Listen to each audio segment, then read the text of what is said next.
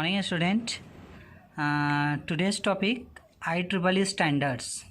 So, first of all, what is IEEE standard?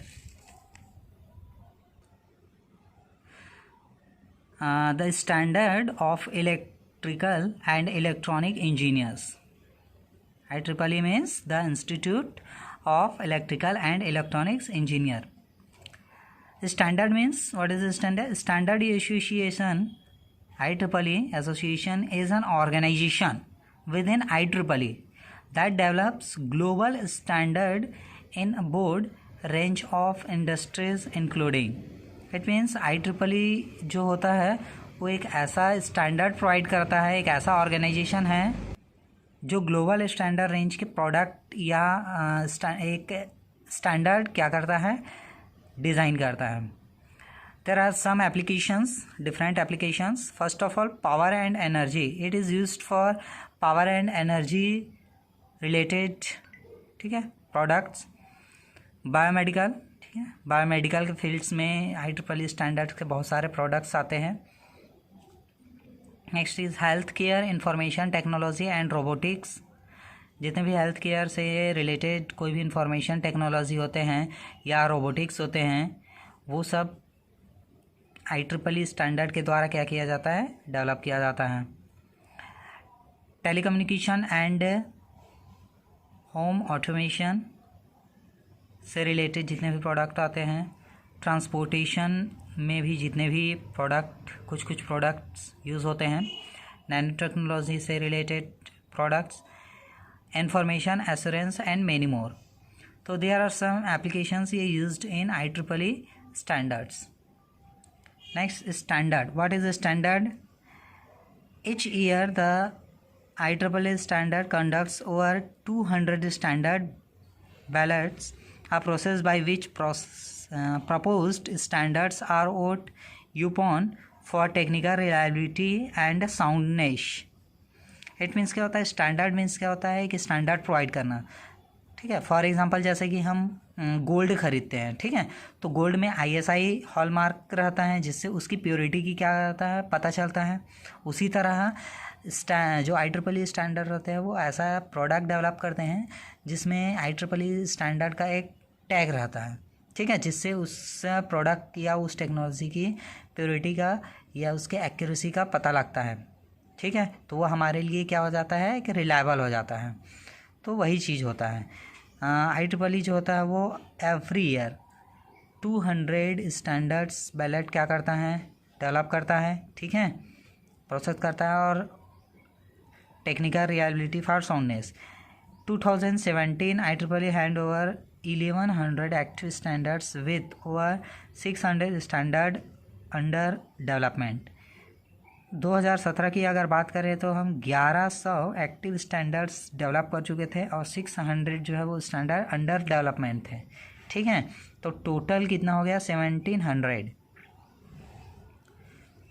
सो ये तो था हमारा IEEE स्टैंडर्ड्स. अब what is CSMA? CSMA next topic. CSMA क्या होता है, carrier sense multiple access. It means कोई भी जैसे कि हम कम्युनिकेट करना चाहते हैं, स्टेशन ए और स्टेशन बी, अगर दो स्टेशन हैं, अगर स्टेशन ए कोई डेटा ट्रांसफ़र करना चाहता है स्टेशन बी को, तो जो स्टेशन ए है वो अपने स्टेशन पर हमेशा कंटिन्यूसली साइमल्टेनियसली क्या करते रहेगा, चेक करते रहेगा कि उस स्टेशन पर और कोई मूविंग डेटा तो नहीं है. ठीक है, अगर कोई भी मूविंग डेटा रहेगा तो वो सेंस कर लेगा और डेटा ट्रांसफ़र नहीं करेगा. ठीक है, और जैसे वो फ्री मिलता है वो स्टेशन, ठीक है, जैसे फ्री मिलता है फिर वो क्या करता है, डेटा सेंड कर देता है. तो ये होता है carrier sense multiple access. There are some different types, 1 persistent, 0 persistent, P persistent. ठीक है, सपोज़ यहाँ पर 1 persistent की बात करें, 1 persistent mean continuously sense data. ठीक है, suppose this are the station ABCD. ठीक है, और दोनों के बीच रेंज जो है वो सपोज़ 600 मीटर है. तो अगर ए कम्युनिकेट करना चाहता है डी के साथ, तो ए क्या करेगा, इस नोड पर कंटिन्यूसली क्या करेगा, सेंस करेगा डेटा। अगर वो कोई भी डेटा, मूविंग डेटा नहीं है, तो इंस्टेंटली ये क्या कर देगा, सेंड कर देगा डी को डेटा। ठीक है। So thanks for watching. Good morning student. Next video में हमने देखा था कैरियर सेंस मल्टीपल एक्सेस, जिसमें 1 परसिस्टेंट, 0 परसिस्टेंट और पी परसिस्टेंट हम पढ़ रहे थे। उसमें हमने 1 परसिस्टेंट के बारे में पढ़ लिया था। आप नेक्स्ट वीडियो, प्रीवियस वीडियो देख सकते हैं। ये जो वीडियो है इसमें हम बाकी के जो 0 परसिस्टेंट और पी परसिस्टेंट होते हैं उसके बारे में जानने वाले हैं। तो जो 0 परसिस्टेंट होता है उसमें क्या होते हैं, 0 परसिस्टेंट जो होता है लगातार चेक करते जा रहा है। ठीक है। जैसे कि कौन सा मीडियम आइडियल है। ठीक है। अगर मीडियम जो है आइडियल है तो उस केस में क्या करता है, इमीडिएटली डेटा सेंड कर देता है। सपोज़ ये जो है आपका एक स्टेशन है, इसमें 1 2 3 4 5, ये 5 स्टेशन क्या है आपके यहाँ पर दिख रहे हैं। ये क्या करेगा, चेक करेगा। ठीक है। लगातार क्या करते रहता है, चेक करते रहता है अपने स्टेशन पर कि कोई मीडियम जो है या जो लिंक है वो आइडियल तो नहीं है। और जैसी आइडियल होता है, ठीक है, मीन्स कोई भी डेटा ट्रांसफ़र नहीं हो रहा है, आइडियल मीन्स, तो वो क्या करता है, तुरंत डेटा सेंड कर देता है। ठीक है। अब इसमें क्या करता है, एक रैंडम टाइम अलोकेट कर देता है। ठीक है। जैसे कि ये स्टेशन है, ये इस स्टेशन ने अपने आप के लिए 5 मिनट, ये अपने आप के लिए 15 मिनट, ये 30 मिनट, ये क्या कर लिया है, रैंडम टाइम सेलेक्ट कर लिया है। ठीक है। इस टाइम के बाद क्या करेगा, ये अब इस मीडियम पे चेक करेगा।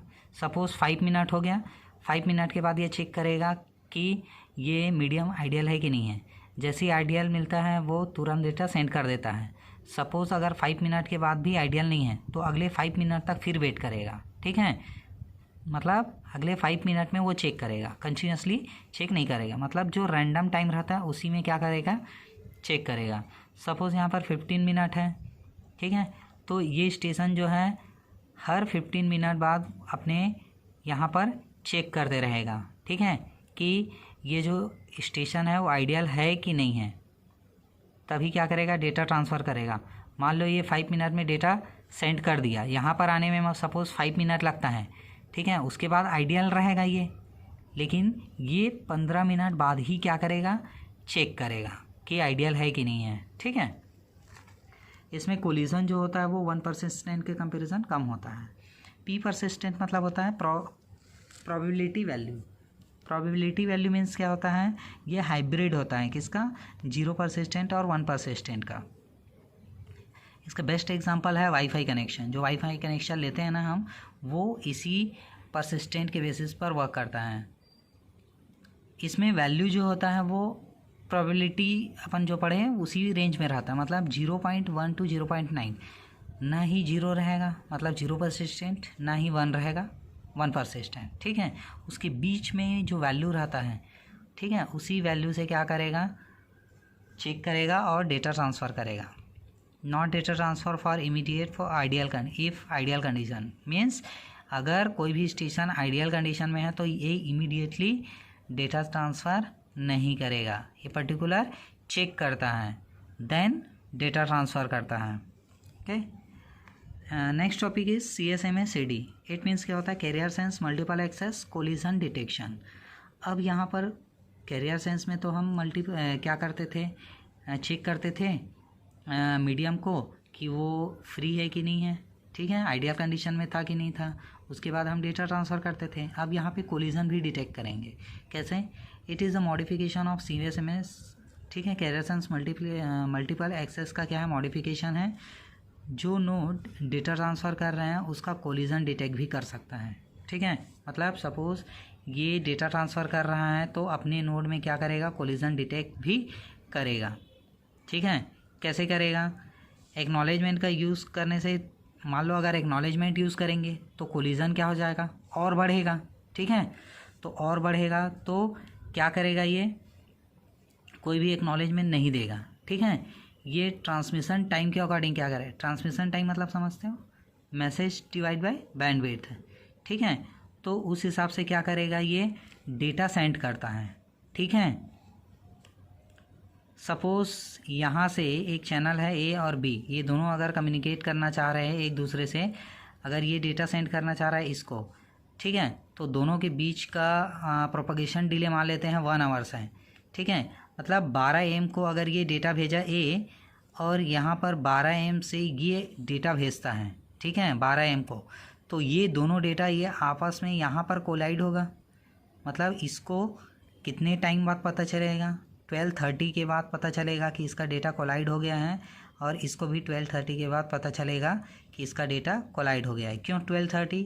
क्योंकि 12 बजे जब ये डेटा भेजा तो हाफ एन आवर में ये सेंटर पे आया, इसका भी हाफ एन आवर में सेंटर पे आया, दोनों कोलाइड हुआ, तो वापस जाने पे भी हाफ एन आवर लगेगा। तो टोटल 1 o'clock को क्या करेगा, पता चलेगा, ठीक है, क्योंकि हाफ आवर जाने में हाफ आवर आने में, तो 1 o'clock को पता चल जाएगा कि इसका डेटा कोलाइड हो चुका है। सो ये होता है हमारा carrier sense multiple access collision detection. Thanks guys. Good morning student. आज हम देख रहे हैं what is data, what is information and what is knowledge. तो सबसे पहले हमको ये पता होना चाहिए कि डेटा क्या होता है। डेटा, इंफॉर्मेशन और नॉलेज तीनों में आपको डिफ्रेंशिएट पता होना चाहिए कि तीनों में क्या डिफ्रेंशिएट है। तो first of all data, what is data? Data are plain और raw facts. It can be anything like name of a person और अ प्लेस और अ नंबर। इसका मतलब डेटा एक रॉ फैक्ट्स होता है। ये जो होता है कोई भी पर्सन का नाम हो सकता है, किसी भी जगह का नाम हो सकता है, या कोई भी नंबर भी हो सकता है। फॉर एग्ज़ाम्पल अगर मैं 100 लिखूं तो दिस इज़ अ डेटा। क्यों डेटा? क्योंकि ज़रूरी नहीं है कि ये नंबर हो सकता है किसी कंट्री का कोड हो सकता है किसी स्पेसिफिक चीज़ को रिप्रेजेंट करता हो। 100 डॉलर भी हो सकता है, रुपीज़ भी हो सकता है, ठीक है, या कोई डिजिट भी हो सकता है। तो इससे वेरीफाई नहीं हो रहा है कि ये एक्चुअल में है क्या। राम जो है वो किसी पर्सन का नाम हो सकता है, किसी गॉड का नाम भी होता है, ठीक है, या किसी और चीज़ का भी नाम हो सकता है। भारत जो है देश का भी नाम हो सकता है, पर्सन का भी नाम हो सकता है, ठीक है, एनीथिंग। तो this are the data. Next, what is information? Information is a data that has been processed in such a way as to be meaningful to the person who receive it. It is anything that is communicated.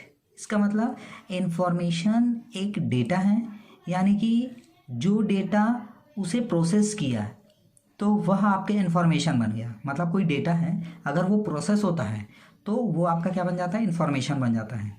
Data तब तक process करना चाहिए जब तक कि person के लिए, जो पर्सन है उसके लिए मीनिंगफुल ना हो जाए। मतलब एक कोई भी डेटा जो है कोई भी पर्सन उसको जब तक समझने लायक ना प्रोसेस हो जाए तब तक हम उसको क्या करते हैं, प्रोसेस करते हैं उस डेटा को, ठीक है, ताकि कम्युनिकेट करने में ईजली हो। फॉर एग्ज़ाम्पल जैसे कि मैं अगर बोलूँ 21 मार्च 2020, इससे क्या होता है, कुछ हासिल होता है क्या इन्फॉर्मेशन? नहीं। हो सकता है वो डेट हो सकता है कोई कोड हो।